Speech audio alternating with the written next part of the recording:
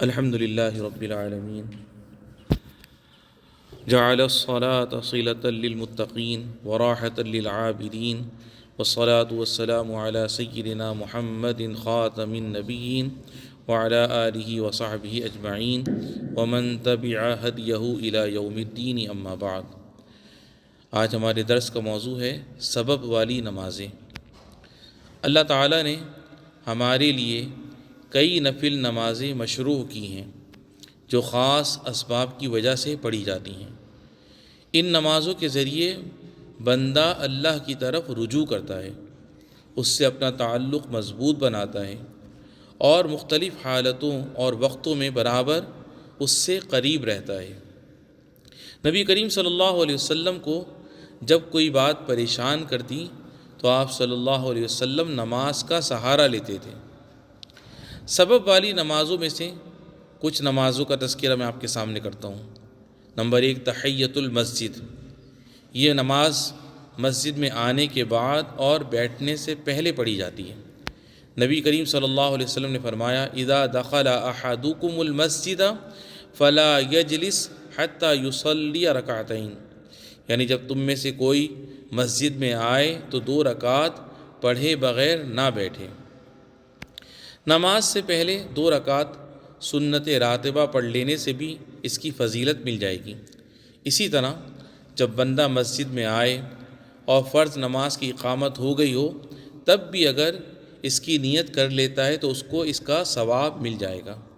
علماء نے کہا ہے اگر کوئی فرض نماز اور تحیۃ المسجد دونوں کی نیت کر کے نماز شروع کر دیتا ہے تو اس کی نماز درست ہوگی اور اس کو فرض اور تحیۃ المسجد دونوں کا ثواب ملے گا۔ نمبر 2، استخارے کی نماز۔ اس کی 2 رکعتیں ہیں۔ یہ اس وقت پڑھی جائے گی جب اللہ تعالیٰ سے جائز معاملات میں بھلائی طلب کرنا ہو۔ اس کے بعد وہ دعا پڑھی جائے گی جو اللہ کے رسول صلی اللہ علیہ وسلم سے ثابت ہے۔ نمبر 3، توبہ کی نماز۔ اس کی 2 رکعتیں ہیں۔ جب کوئی گناہ ہو جائے تو اللہ سے مغفرت طلب کرنے کے لیے یہ نماز پڑھی جائے گی۔ اللہ کے رسول صلی اللہ علیہ وسلم نے فرمایا، ما من عبد یذنب ذنبا فیحسن الطہور ثم یقوم فیصلی رکعتین ثم یستغفر اللہ الا غفر لہ، یعنی کوئی بھی بندہ اگر کوئی گناہ کر لیتا ہے پھر اچھی طرح وضو کرتا ہے، پھر کھڑے ہو کر 2 رکعت نماز پڑھتا ہے، پھر اللہ سے مغفرت طلب کرتا ہے تو اللہ تعالیٰ اس کو بخش دیتا ہے۔ پھر اللہ کے رسول صلی اللہ علیہ وسلم نے یہ آیت پڑھی، والذین اذا فعلوا فاحشۃ او ظلموا انفسهم ذکروا اللہ فاستغفروا لذنوبهم ومن یغفر الذنوب الا اللہ ولم یصروا علی ما فعلوا وهم یعلمون، یعنی اللہ کے نیک بندے وہ ہیں کہ جب ان سے کوئی گناہ ہو جاتا ہے یا وہ اپنے اوپر ظلم کر بیٹھتے ہیں تو اللہ کو یاد کرتے ہیں اور اپنے گناہوں کی معافی طلب کرتے ہیں، اور اللہ ہی گناہوں کو معاف کرنے والا ہے۔ یہ لوگ اپنے کیے ہوئے پر جانتے ہوئے اصرار نہیں کرتے ہیں۔ آخر میں یہ جانیے کہ ان نمازوں کو تمام اوقات میں پڑھا جائے گا۔ ہاں، جن وقتوں میں نماز پڑھنے سے منع کیا گیا ہے ان میں ان کو نہیں پڑھا جائے گا، جیسے سورج نکلتے اور ڈوبتے وقت اور جب سورج آسمان کے بالکل بیچ میں ہوتا ہے۔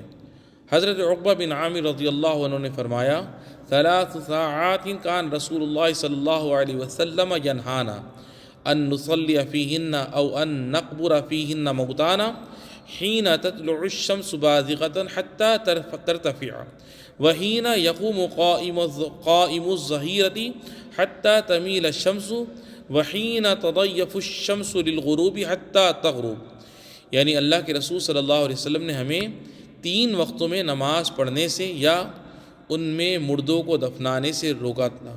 پہلا وہ وقت جب سورج روشن ہو کر نکلتا ہے یہاں تک کہ بہت بلند ہو جائے، اور جب کھڑی دوپہر ہو یہاں تک کہ سورج ڈھل جائے، اور تیسری گھڑی جب سورج غروب ہونے کے لیے جھکتا ہے کہ یہاں تک کہ غروب ہو جائے۔